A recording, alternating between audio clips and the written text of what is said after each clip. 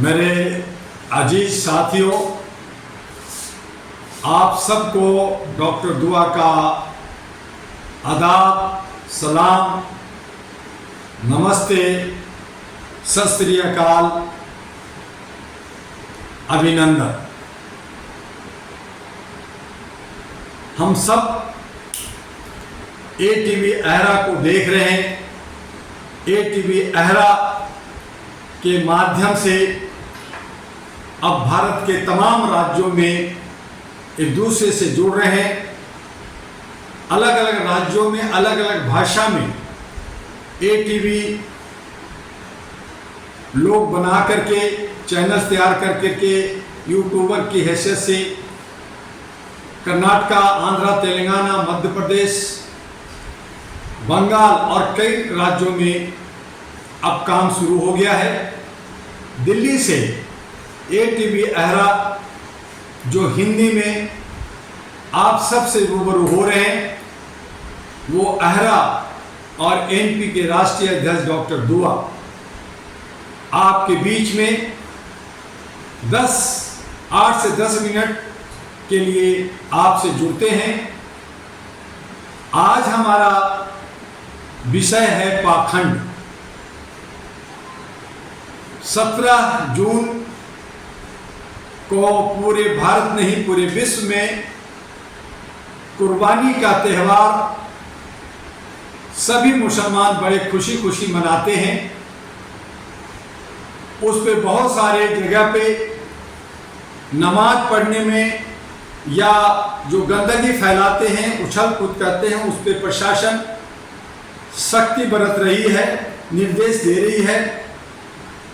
इन तमाम बातों के बावजूद मैं आपसे कहना चाहता हूं कि आप शांति, सद्भावना के साथ, सादगी के साथ अपने त्यौहार को मनाएं। त्यौहार मनाना बुरी बात नहीं है। जैसे हिंदू में एक आस्था है, वो पूजा करते हैं, बलि भी चढ़ाते हैं, बहुत सारे उनके यहाँ भी सारे सिस्टम है, मुसलमानों के भी सिस्टम है, सभी त्यौहार सभी समुदाय में है। इसे जो है दिखावा का लवादा ना उड़ाएं। बहुत सारे लोग दिखावा करते हैं, कुर्बानी करते हैं, 1, 2, 3 नहीं, 10-10 बकरों की कुर्बानी करते हैं। किसी गरीब को, जो लोगों के घरों में खाना नहीं है, कभी उन्होंने कोई मांस गोश्त नहीं खाया, उन्हें वहां तक नहीं पहुंचता। रिश्तेदारों में या उनके अपने फ्रिज में 6-6 महीने तक कुर्बानी के गोश्त पड़े रहते हैं, दावत चलता रहता है। तो इस तरह का पाखंड, इस तरह का दिखावा, ये कुर्बानी नहीं हो सकता। मैं तमाम लोगों को ईद उल जोहा, बकरीद का मुबारकबाद देना चाहता हूं। सब आपस में मिलकर के बड़े प्यार से, मोहब्बत से त्यौहार जरूर मनाएं, लेकिन पाखंड से, दिखावा से दूर रहें। कमोबेश मुसलमानों में ही नहीं, सभी धर्मों में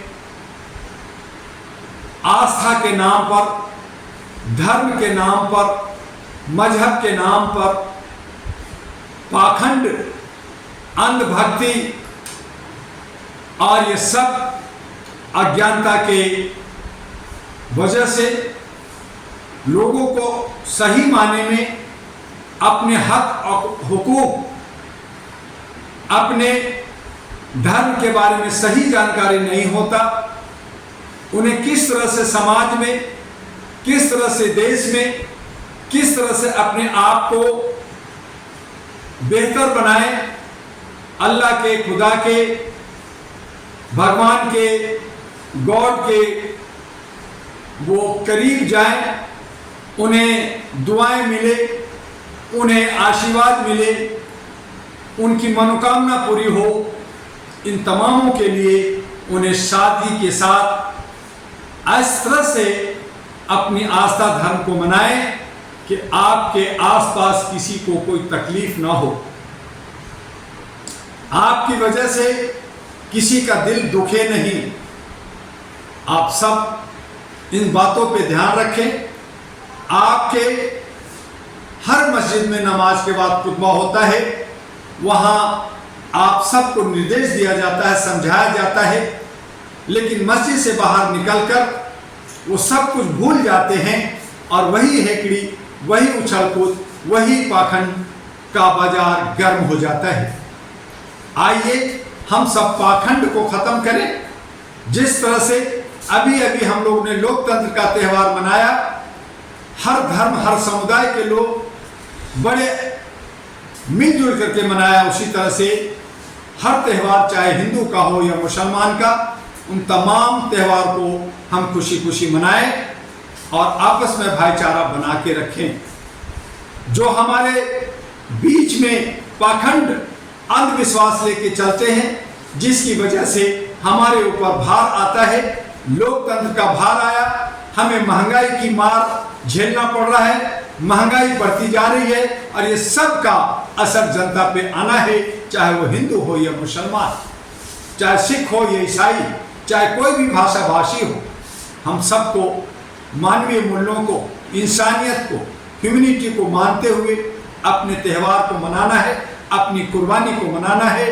चाहे कुर्बानी हो, चाहे सेक्रीफाइस कहें उसको, चाहे हम जो है दान अनुदान समझे, चाहे हम एक दूसरे का सेवा भावना रखें, सब कहीं ना कहीं कुर्बानी से ही जुड़ा हुआ है।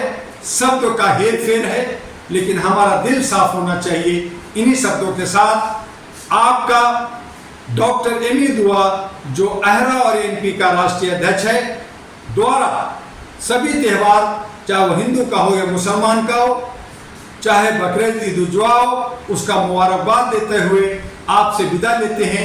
फिर हम आपसे मिलेंगे 18 जून को। बहुत बहुत शुक्रिया।